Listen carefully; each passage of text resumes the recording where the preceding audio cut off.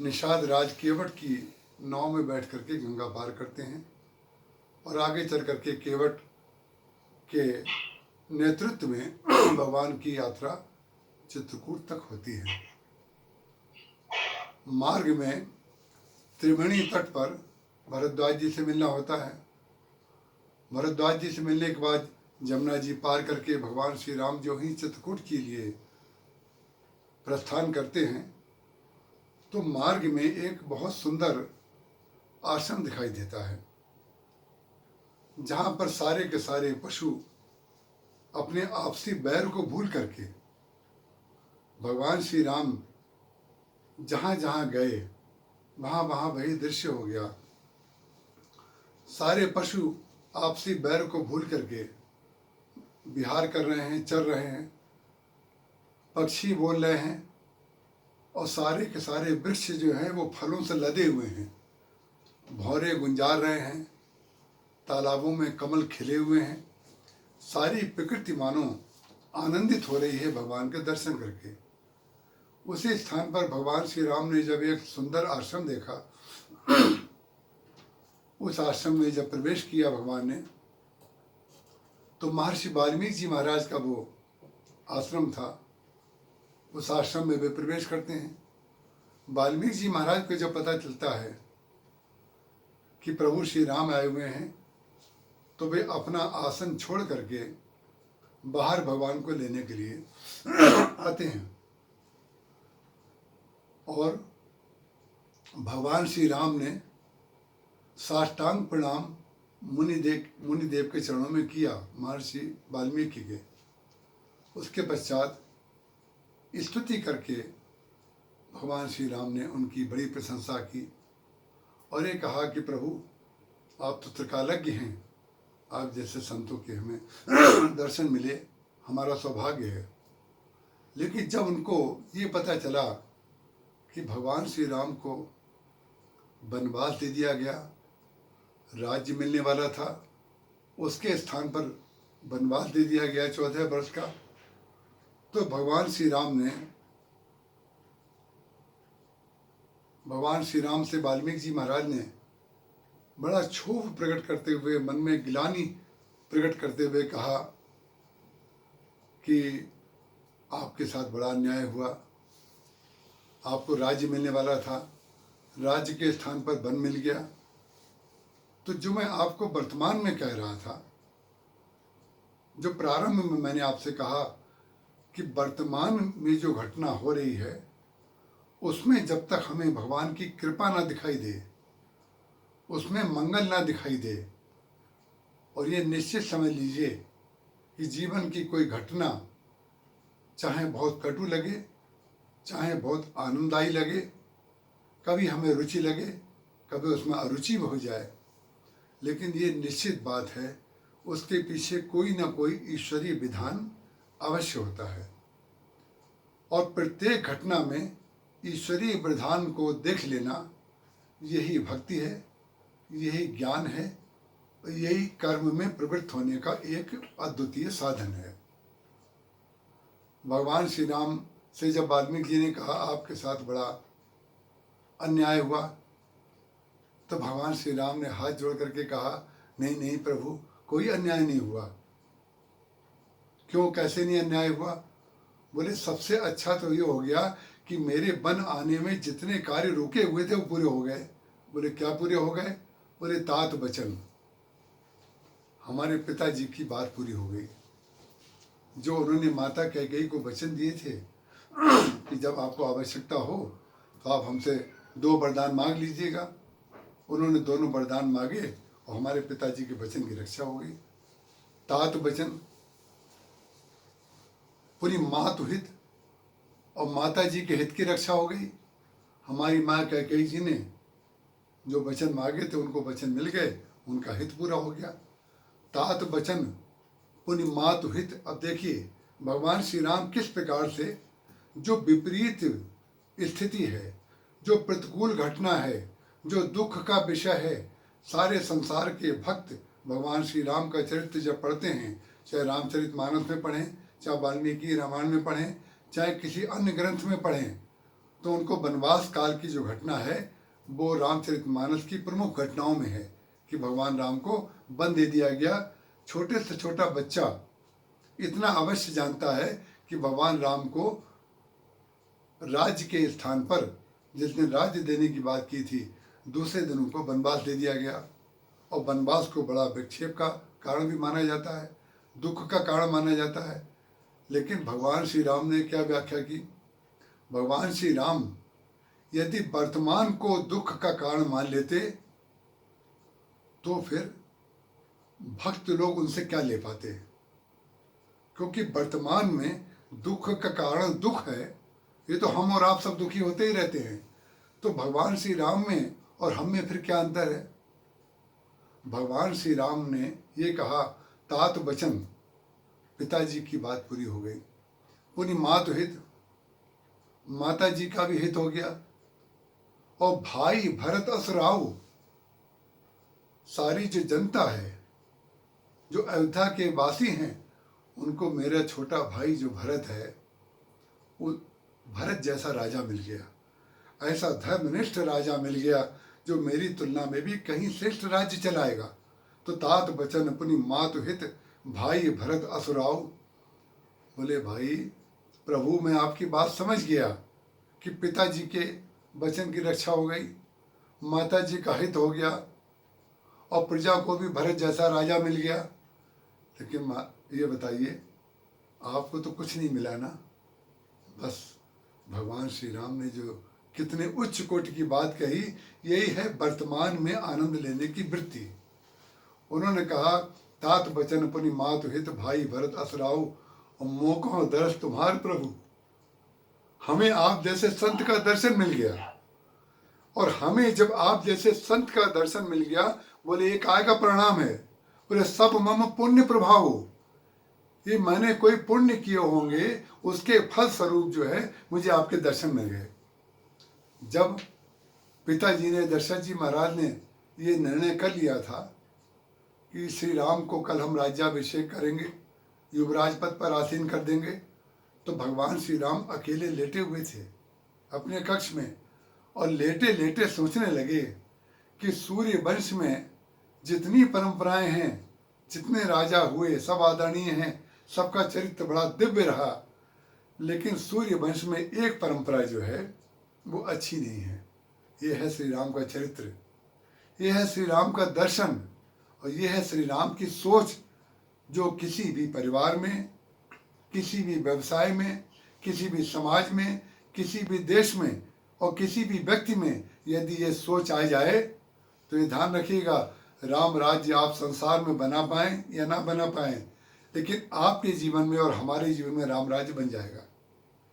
भगवान श्री राम ने कहा कि हमारे सूर्य वंश में सारी परंपराएं जो हैं बहुत अच्छी हैं, लेकिन एक परंपरा हमें अच्छी नहीं लगती है।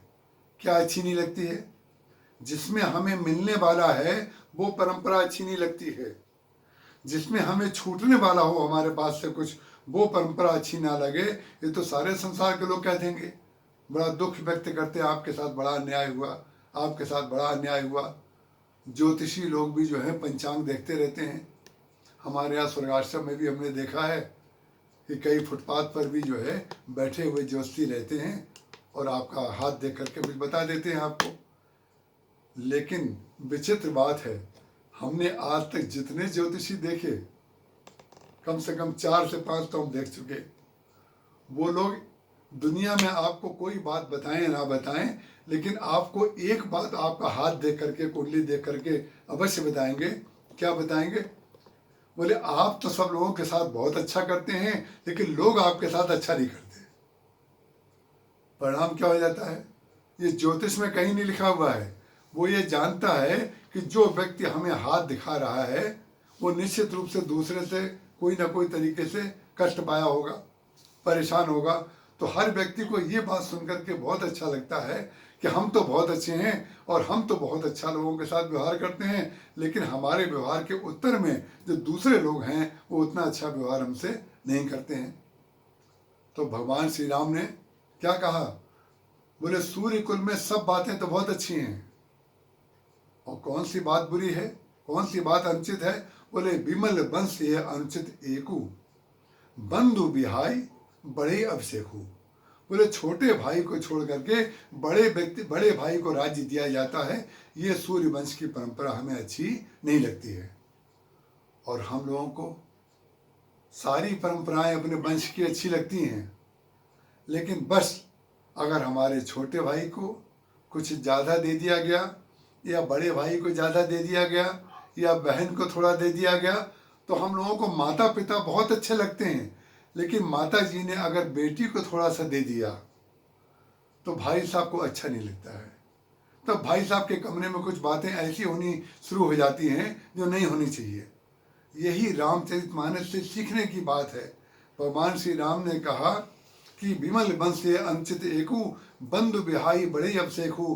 बोले छोटा भाई इतना योग्य है, इतना समर्पित है, इतना भक्त है, और उसको छोड़ करके मुझको राज्य दिया जा रहा है।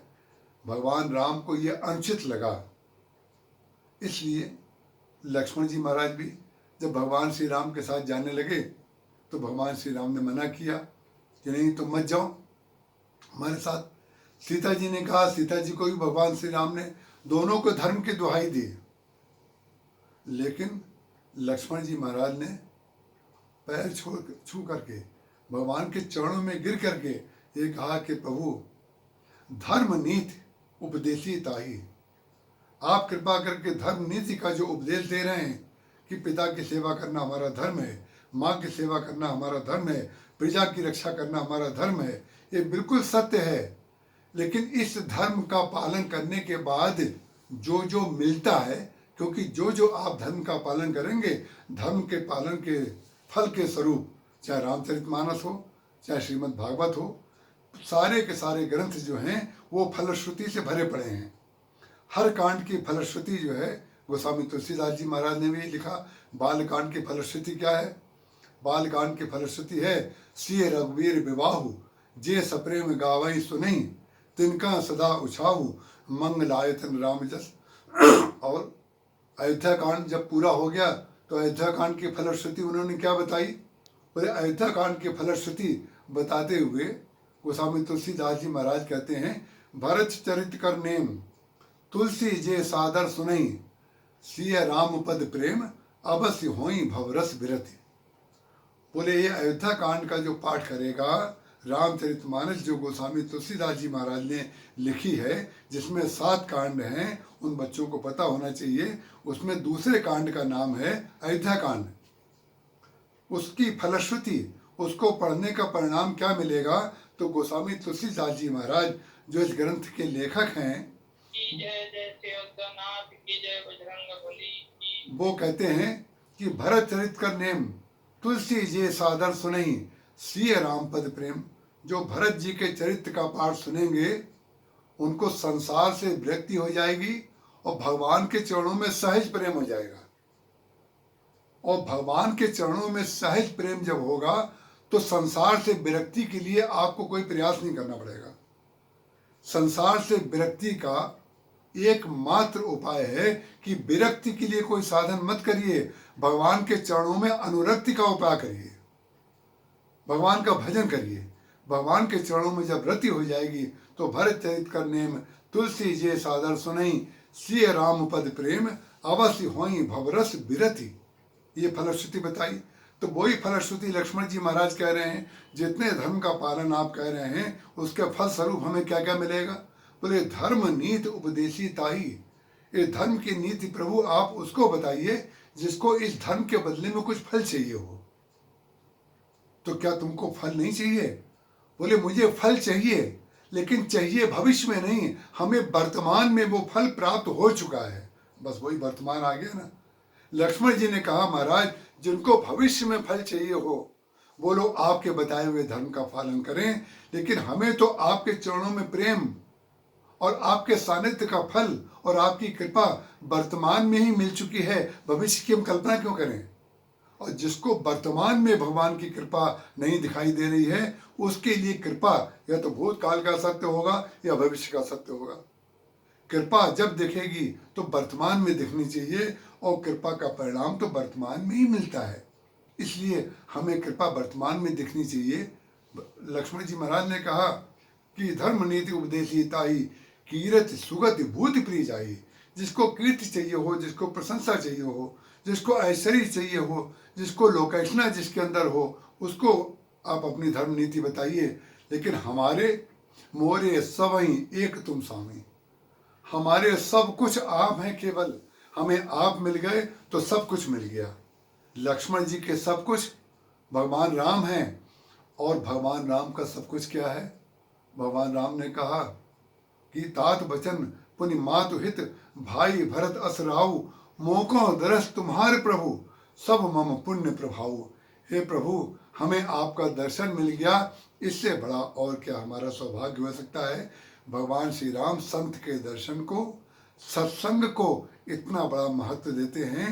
तो आप सबसे मेरा निवेदन है, इस सत्संग में जरूर भाग लीजिए, चाहे 10 मिनट के लिए, चाहे 5 मिनट के लिए, चाहे 20 मिनट के लिए। और कोई सत्संग में अगर भाग मिलने का समय ना मिले तो श्री राम जय जय राम, हरे रामा रामा रामा हरे हरे, हरे कृष्ण कृष्ण कृष्ण हरे हरे कीर्तन करिए। और जब आप कीर्तन करेंगे, जोर जोर से बोल करके कीर्तन करेंगे, तो आपके अंदर जो ऐसी वृत्ति है, जो स्वार्थपरता की वृत्ति है, वो निकल जाएगी और भगवान का चरित्र और भगवान की कृपा अंदर प्रवेश कर जाएगी। तो आज हम अपने सत्संग को यहीं पर विश्राम दे रहे हैं, और कल प्रभु की कृपा हुई तो कल फिर से मिलेंगे। भाई भरत